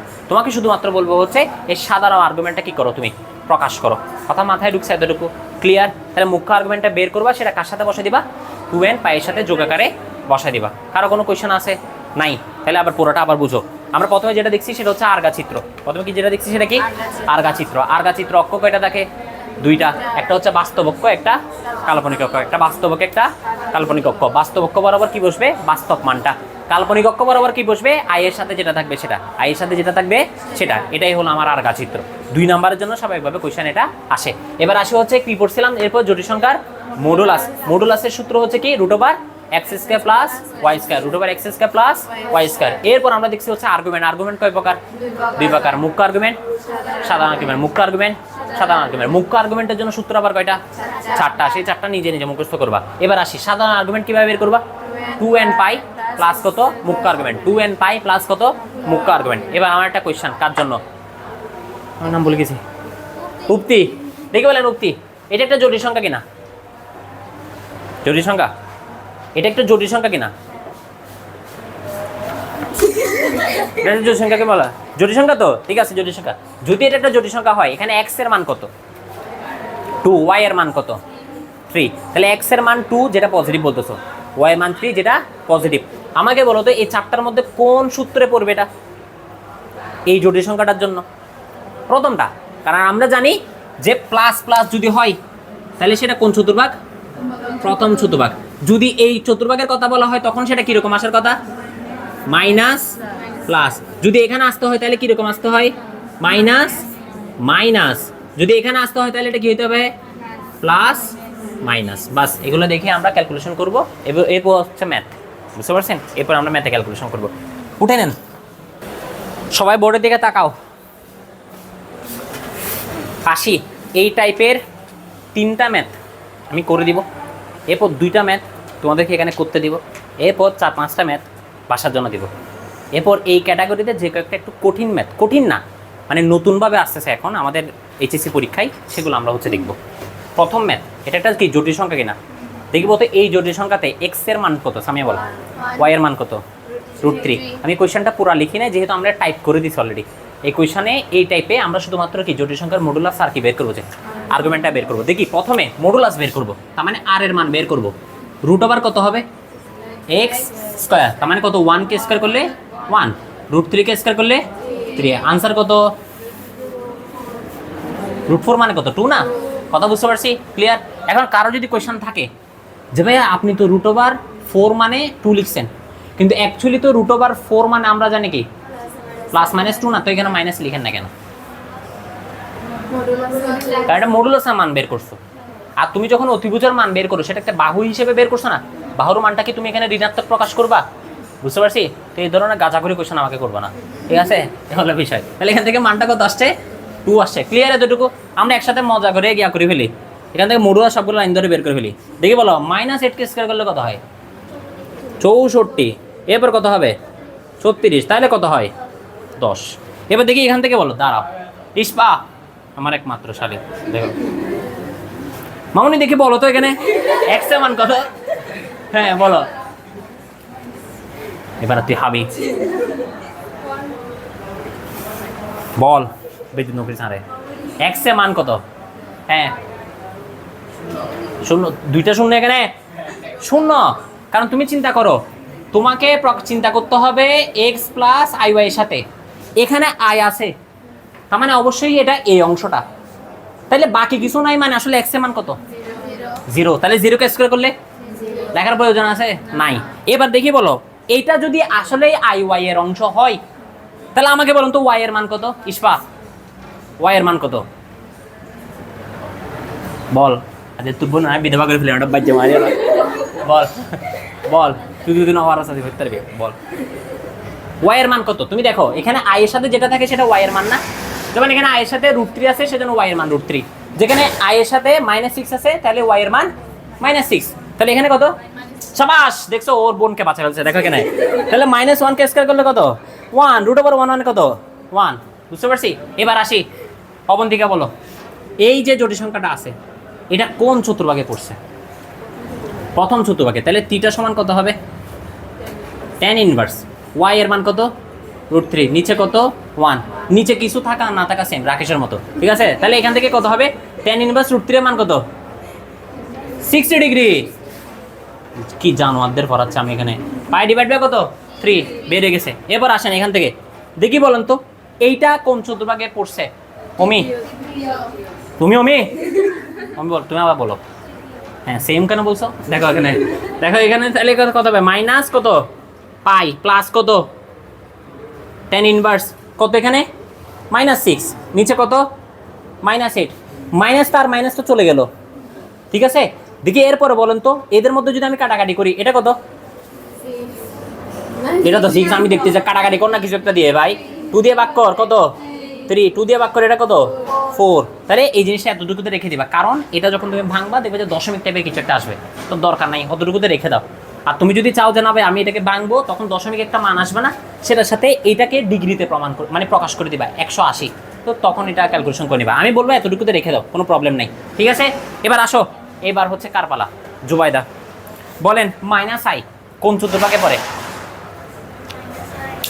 হ্যাঁ এক্ষেত্রে এক্স এর মান কত 0, ওয়াই এর মান দেখি, এটাকে তুমি এখানে গ্রাফে ইনপুট দিলে কোন জায়গায় ইনপুট দিবা?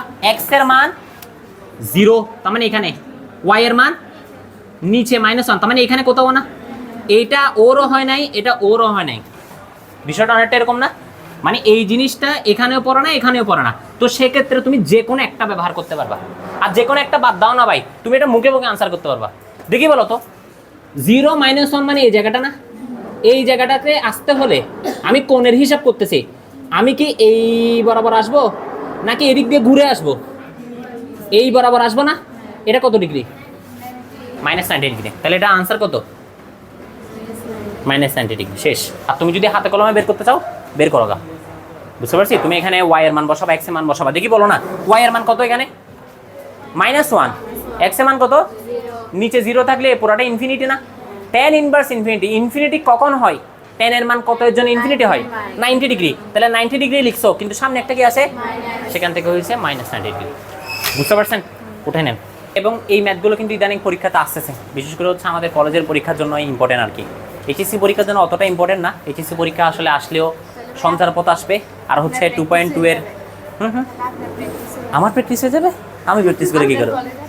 ও আচ্ছা, দেখো জেড সমান, এই ম্যাথটা একটু করে বুঝে নাও, এটা একটা বুঝলে বাকিগুলো তুমি করতে পারবা। জেড সমান আর cos theta plus i sine theta. Z দিয়ে কি প্রকাশ করি? জটিল সংখ্যার প্রকাশ করি না? তার মানে এটা আসলে একটা কি দিছে যে, এটা একটা জটিল সংখ্যা দিছে যে। এবার আমাকে বলো তো, এই যে তুমি বলতেছো এটাকে একটা জটিল সংখ্যা, জটিল সংখ্যাকে তুমি এক্স প্লাস আই ওয়াই দ্বারা প্রকাশ করো না? এইখানে এক্সটাকে আর কস থিটা, এখানে এক্সটাকে আর কস থিটা, এরপর আই এর সাথে কে থাকে? ওয়াই থাকে। তাহলে এখানে ওয়াইটা আসলে কে? Sine theta. কথা মাথায় এতটুকু ঢুকছে? এতটুকু নিয়ে কারো কোনো কোয়েশ্চেন আছে? কোনো কোয়েশ্চেন নাই। এবার আসি, আমাদেরকে প্রমাণ করতে বলছে এখানে আর্ক দেখছি না, এটা হচ্ছে আর্গুমেন্ট। এটা কি? আর্গুমেন্ট। তো আর্গুমেন্ট বের করব, কার বের করব? জেড স্কোয়ারের। আবার সমান 2 ইন্টু আর্গুমেন্ট শুধু জেটের। তার মানে আমি যে প্রমাণ করব, মানে বাম পাশটাকে ডান পাশে সমান প্রমাণ করব। যে আমরা প্রথমে যেটা করব, আমরা প্রথমে এই জেডটাকে স্কোয়ার বের করব, জেড দিয়ে আসে না, সেটাকে স্কোয়ার বের করব। স্কোয়ার বের করে যা পাবো তার আর্গুমেন্ট বের করব। তার মানে কি থিটার মান বের করবো আর কি, রেখে দিব। ওইটাই হচ্ছে আমার বাম পক্ষ। ডান পাশে আসবো, এই জেডটাকে কিছু করতে হচ্ছে না, এই জেডটা হচ্ছে এটা, এটার প্রথমে কি বের করে ফেলবো? আর্গুমেন্ট। কারণ 2 ইন্টু আর্গুমেন্ট বলছে, তার মানে আমাকে আগে আর্গুমেন্টটা বের করতে হবে। আর্গুমেন্ট বের করে যেটা পাবো সেটার সাথে কত গুণ করতে হবে? যে 2 গুণ করতে হবে। যে কথা মাথায় ঢুকছে এতটুকু? তাহলে সেই কাজটাই করি। আসি, প্রথমে কার পালা? জেড স্কোয়ারের পালা। দেখি বলো, জেড সমান হচ্ছে এটা, তাহলে জেড স্কোয়ার, তার মানে এটাকে কি করতে বলতেছে? বর্গ। তাহলে আর কস থিটা, আই কত? সাইন থিটা, কত? Whole square. ছোটবেলার সূত্র, কিসের সূত্র? এ প্লাস বি হোল স্কোয়ারের সূত্র। তাহলে বলেন আর কত স্কোয়ার? আমি কোথাও কি ভুল করছি? এটা তো হ্যাঁ ভুল করছি। এখানে একটা আই আর হওয়ার কথা, আই আর, আই আর। দেখি আসো, আর স্কোয়ার কত? Cos square theta. এবার হচ্ছে প্লাস কত এখানে? আই স্কোয়ার আর আর স্কোয়ার কত? Sine square theta. এবার হচ্ছে 2 এবি। তাহলে লিখলাম হচ্ছে 2, এ মানে কস থিটা, বি মানে আই আর সাইন থিটা। বুঝতে পারছেন এতটুকু? এতটুকু বুঝতে পারলে দেখি বলো তো, এই যে আর কস, এই যে আর স্কোয়ার কজ স্কোয়ার থিটা আছে, লিখলাম। আই স্কোয়ারের মান কত জানো? -1। আই স্কোয়ার মানে কত? -1। তো -1 এর সাথে প্লাস গুণ হইলে মাইনাস, এখানে কি থেকে যাবে? আর স্কোয়ার সাইন স্কোয়ার কত? থিটা। এবার এই জিনিসটাকে একটু ভালো করে দেখো, এখানে একটা আই আছে না, আইটা আমি লিখলাম। এখানে এরপরে দেখো তো, এখানে আবার কি আছে? একটা আর আছে, এখানেও কি আছে? আর আছে। তাহলে আমি এখান থেকে লিখলাম হচ্ছে কত? আর স্কোয়ার। এরপরে আমি বাকিগুলোকে লিখি যে 2 সাইন থিটার সাথে আমি এভাবে কস থিটাটা দিতাম। ঠিক আছে? এতটুকুতে কারো কোনো কোয়েশ্চেন আছে? নাই। দেখো এখান থেকে কি কিছু কমন নেওয়া যায়? আর স্কোয়ার কমন নেওয়া যায়। আমি যদি বলি এই দুইটা থেকে আমি আর স্কোয়ার কমন নিব, তাহলে কত থাকে? কজ স্কোয়ার থিটা মাইনাস কত? সাইন স্কোয়ার কত? থিটা। এবার দেখো তো, এখানে আমি আই রেখে দিলাম, আর স্কোয়ারটাও রেখে দিলাম। এই জিনিসটা একটা সূত্র না? কি সূত্র? হ্যাঁ, সাইন কত? 2 থিটা। সাইন 2 থিটার সূত্র কি? 2 সাইন থিটা কস থিটা। এইটাও তো একটা সূত্র। হ্যাঁ, কিসের সূত্র এটা? কস 2 থিটার সূত্র। তাহলে দুইটা সূত্র আসছে, দুইটা সূত্র আমি একটু করে পাশে বলে দিই, এখানেই লিখে দিই। একটা হচ্ছে আপনার কস 2 থিটার সূত্র, যেটা হচ্ছে মূলত কি? কজ স্কোয়ার থিটা মাইনাস কত? Sine square theta. আরটা হচ্ছে কি? সাইন 2 থিটার সূত্র, যেটা কি? 2 সাইন থিটা ইন্টু কত? Cos theta. এই দুইটা সূত্র আমাদের কাজে লাগছে আর কি। আসি, এবার দেখো এখানে প্লাস হচ্ছে কত? আই আর স্কোয়ার কত? Sine 2 theta. এটাই হচ্ছে মূলত আমার কিসের মান? জেড স্কোয়ারের মান। কারণ আমি এরপরও তো এটাকে আর ভাঙতে পারতেছি না, এতটুকু রেখে দিই। যদি এটা জেড স্কোয়ার হয়, এবার সেই জেড স্কোয়ারের কি বের করতে হবে? আর্গুমেন্ট। দেখি বলো তো, এটা জেড স্কোয়ার বলতেছো তুমি, এখানে এই পুরোটা মূলত কার মান? এক্স এর মান। এখানে আই বাদ দিয়ে বাকি যেটা আছে সেটা মূলত কিসের মান? এবং এই দুইটা মান দেখো, এটার আগে প্লাস, এটার আগে প্লাস, তার মানে দুইটা মান পজিটিভ না? দুইটা মান পজিটিভ যদি হয়, এখানে থিটার সূত্র কোনটা ব্যবহার হবে? tan ইনভার্স কত? y ডিভাইড বাই কত? x। দেখি বলুন তো, y ডিভাইড বাই x বলতেছো, y এর মানটা কত এখানে? আর স্কয়ার y এর মান কত? r square sine 2 theta. এবার বলো এক্স এর মান কত? R square cos 2 theta. R square বাদ না, sine 2 theta divide by cos 2 থিটাকে কি লিখতে পারবো? হ্যাঁ, কি লিখতে পারবো? tan 2 থিটা, কারণ আমরা জানি tan থিটা সমান কি sin theta divide by cos theta. এরপরে দেখো এখানে আছে tan, এখানে আছে tan ইনভার্স, তাহলে মূল অনুপাত বিপরীত অনুপাত কাটা, এখান থেকে শুধুমাত্র মানটা কত আসে? 2 থিটা। তাহলে এটাই হচ্ছে মূলত আমাদের কিসের মান? আর্গুমেন্ট অফ জেড স্কয়ার এর মান। এটা আমার মূলত বাম পক্ষটা বেরিয়েছে। যে এতটুকু মাথায় ঢুকছে? এতটুকু যদি মাথায় ঢুকে, এবার আমরা কোন অংশটা করবো? যে ডান পক্ষটা। দেখি বলেন, ডান পক্ষের জন্য তো কিছু করতে হচ্ছে না, সরাসরি কি বের করবো? যে আর্গুমেন্ট। তাহলে জেড তোমার কাছে আছে, দেখি বলো জেড এর এক্স কি পজিটিভ নাকি নেগেটিভ? ওয়াই পজিটিভ নাকি নেগেটিভ? কোন চতুর্ভাগে পড়বে? প্রথম চতুর্ভাগে। তাহলে আসেন argument of z, argument of কত? জেড। tan ইনভার্স কত? Y divide by x. তাহলে ওয়াই এর মানটা বলেন তো দেখে দেখে? R sine theta divide by cos theta. কে কে কাটা? আর এবং আর কাটা। তাহলে এখান থেকে কত থাকে? tan theta. কে কে কাটা? tan আর tan ইনভার্স থাকে কত? থিটা। এটা কিসের মান? Argument of Z. কিন্তু চাইছে কি? 2টা গুণ হবে, তাহলে 2 ইন্টু আর্গুমেন্ট অফ জেড, তাহলে ডান পাশেও 2 গুণ করতে হবে।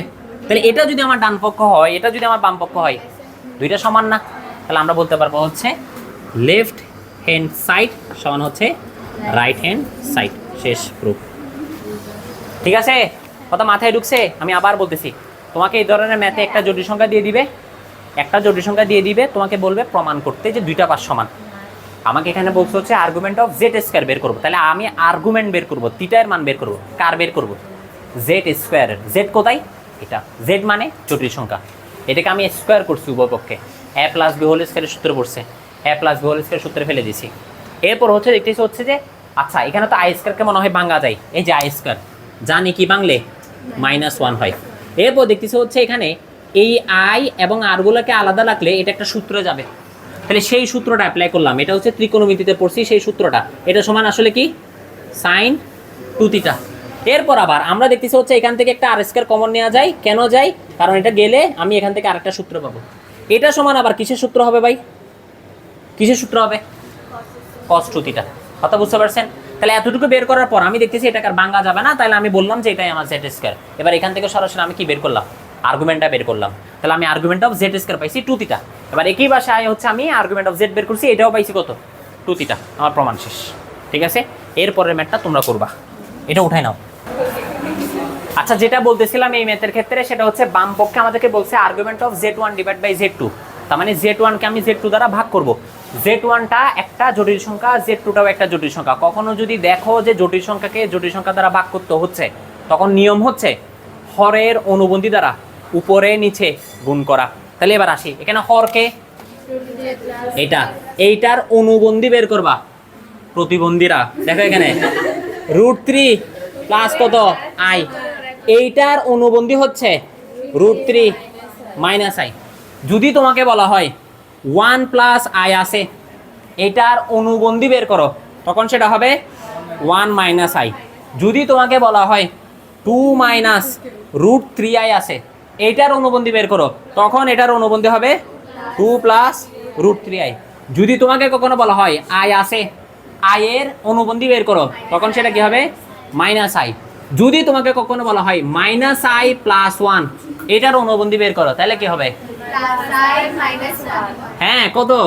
প্লাস আই না, প্লাস আই প্লাস 1। অনুবন্ধীতে শুধুমাত্র আই এর আগের চিহ্নটা পাল্টাই। বুঝতে পারছি? অনুবন্ধীতে শুধু কি হয়? আই এর আগের চিহ্ন পাল্টাই। যেমন এখানে দেখেন আই এর আগের চিহ্ন পাল্টাইছে, এখানে দেখেন আই এর আগের চিহ্ন পাল্টাইছে, এখানে দেখেন আই এর আগের চিহ্ন পাল্টাইছে। এখানেও শুধুমাত্র আই এর আগের চিহ্নটাই পাল্টাবে, বাস্তবটার সাথে তোমার কোনো লেনদেন নেই। ঠিক আছে, মাথায় ঢুকছে? এবার আসি, নিছি না? এবার সেম জিনিসটা উপরে নিতে হবে। তাহলে উপরে আগে থেকে কত আছে? 1 প্লাস √3i। এখানে এক্সট্রা করে আনছো কত? √3 মাইনাস আই। নিচেরটা মনে হয় ছোটবেলার সূত্র, a plus b into a minus b. কিসের সূত্র?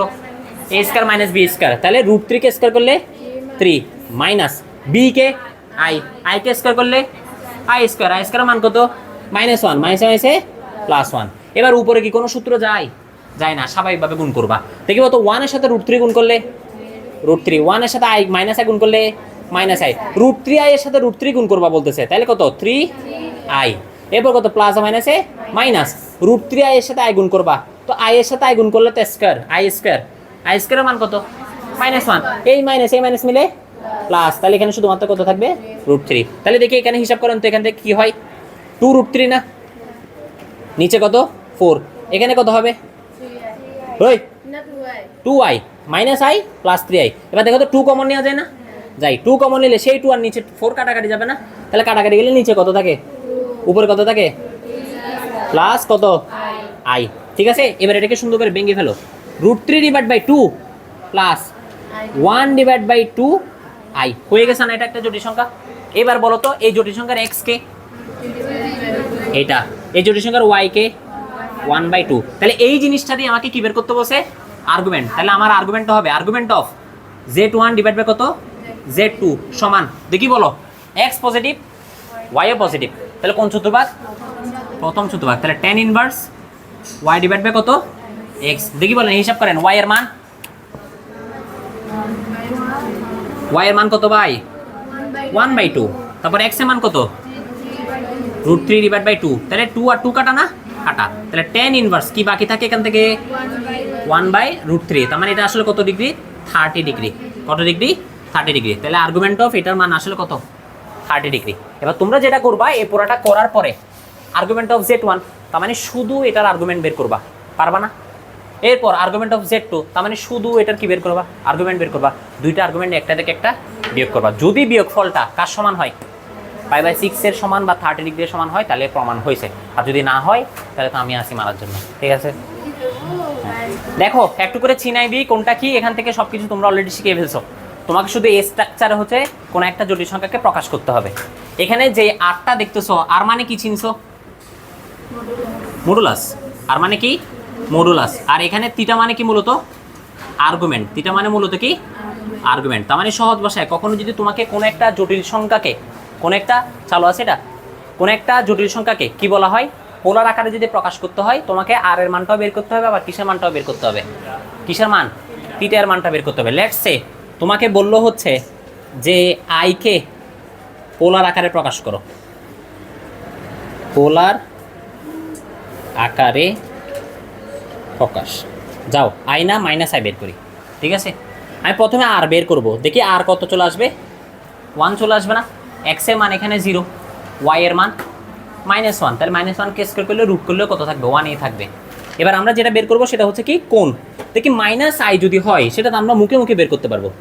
x এর মান কত বলতেছি 0, y এর মান কত -1, তার মানে এটা এখানে না, তাহলে এটাকে যদি আমি একদম সংক্ষেপে বের করতে চাই তাহলে এটাই তো রোটেশন, এই রোটেশনটা কত ডিগ্রি -90 ডিগ্রি, তাহলে এখানে থিটার মানটা কত হয়ে গেল -90 ডিগ্রি। তাহলে এবার আসি পোলার আকারে প্রকাশ করি, তাহলে পোলার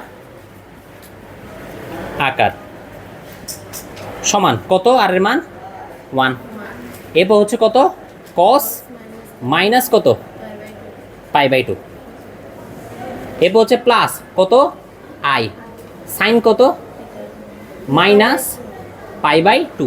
আমরা যারা ত্রিকোণমিতি পড়ে আসছি আমরা তো একটা জিনিস জানি যে cos এর ভিতরে যদি নেগেটিভ থাকে সেটা কি হয়ে যায় প্লাস হয়ে যায়, তার মানে cos - θ যদি কখনো থাকে, আমি এখানে লিখে দিচ্ছি cos - θ যদি আমাদের কখনো থাকে তাহলে সেটা হয়ে যাবে কত cos θ, আর যদি কখনো এরকম থাকে যে sin এর ভিতরে যদি মাইনাস থাকে তখন মাইনাসটা বাইরে বের হয়ে যায়। ঠিক আছে, এটাকে আমরা অনেকটাই ভাবে বলি যে cos কে গিলে খেলে, cos কে গিলে ফেলে, বাকিটা গিলতে পারে না। এভাবে কে কে গিলতে পারে দুইজন শুধু cos এবং sec। তাহলে এই জিনিসটাকে সুন্দর করে লিখো, 1 এর সাথে গুণাকার আছে তাহলে 1 লেখার দরকার নাই, এটাকে কি লিখবা π/2। এই মাইনাসটা যদি বাইরে বের হয়ে যায় এটা প্লাস মাইনাসে মাইনাস i, তারপর কত sin π/2। এরপর আবার এটা করিও না কেউ যে ভাইয়া cos 90 ডিগ্রি মান 0, বুঝতে পারছি, তারপর sin 90 ডিগ্রি মান 1, এগুলো আবার মান বসানোর দরকার নেই, তোমাকে জাস্ট একটা প্রকার মানে একটা স্ট্রাকচারে আনতে বলতেছে, একটা আকারে আনতে বলছে, পোলার আকার, এটাই হচ্ছে সেই আকার। এখানে এগুলোর মান ভাঙার কোনো প্রয়োজন নাই, মানে cos 90 ডিগ্রি মান sin 90 ডিগ্রি মান এই ধরনের মান ভাঙার কোনো প্রয়োজন নাই, এতটুকুই হচ্ছে আনসার। ঠিক আছে, শেষ।